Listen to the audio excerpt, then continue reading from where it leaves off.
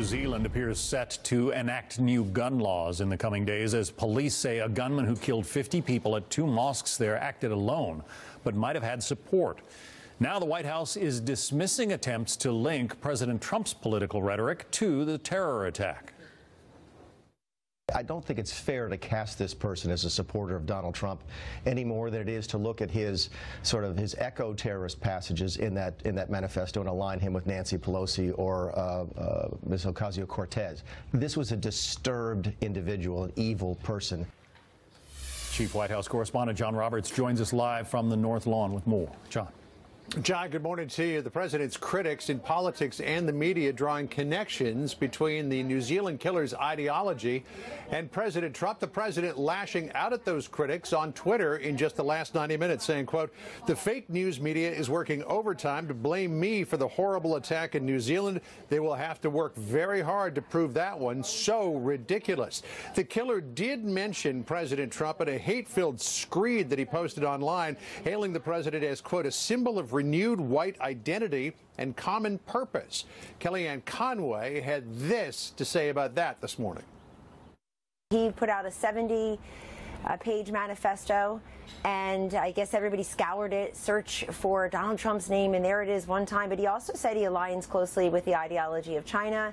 He said he's not a conservative, he's not a Nazi. Also, this president condemns hate and evil and bigotry, and we will continue to do so. People should feel safe, but they should especially feel safe in their places of worship, and we've seen far too often where that is not the case.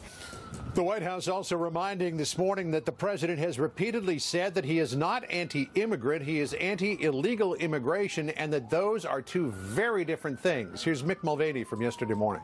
That's just absurd to say that there's some type of connection between being against illegal immigration, which is what the veto was about, for legal immigration, and the ruthless live streaming of murder of 15 people. The two things have nothing to do with each other. The president is not a white supremacist. I'm not sure how many times we have to say that. In an interview yesterday morning, the U.S. ambassador to New Zealand, Scott Brown, former Fox News contributor, echoed those same sentiments and as well tweeted out over the weekend that we stand with our Muslim brothers and sisters. He and his wife also brought 49 lilies from their own garden down to a memorial near the mosque, John, to pay their respects to the victims of that horrific shooting last week. John? John Roberts, our Chief White House correspondent there. Thank you. News alert on the manhunt for a killer in a possible terror attack. Dutch police now searching for a 37-year-old Turkish-born man in a deadly tram shooting this morning. Welcome back to America's Newsroom Monday morning. I'm Sandra Smith. And I'm John Scott, in for Bill Hemmer. The terror threat level in the Dutch town of Utrecht now at its highest after a gunman opened fire in and around a tram at a busy intersection, killing at least 3 people and wounding several others. Garrett Tenney's live at the State Department with an update from there. Garrett, good morning. Sandra, good morning to you. There is a massive manhunt now underway for the man police believe carried out this attack. Their main suspect, as you mentioned, a 37-year-old man originally born in Turkey, and they've identified him as Gökmen Tanis.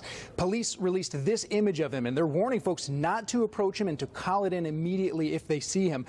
Dutch officials are still trying to figure out the details of what happened. What we know at this point, though, from witness accounts, is that about 4 hours ago, a gunman opened fire on a streetcar at a busy intersection in the country's 4th largest city.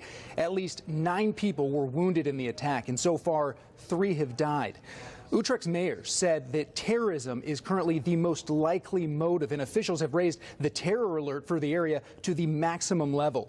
Dutch Prime Minister Mark Rutte said the situation was very worrying, but added, if it is terror attack, then we have only one answer. Our nation, democracy, must be stronger than fanaticism and violence. Now, the State Department has issued a security alert for Americans there in the city, urging them to avoid the area where the attack took place. We've also reached out to the State Department, and at this point, it does not appear that any Americans are among those who were injured in this attack. Sandra?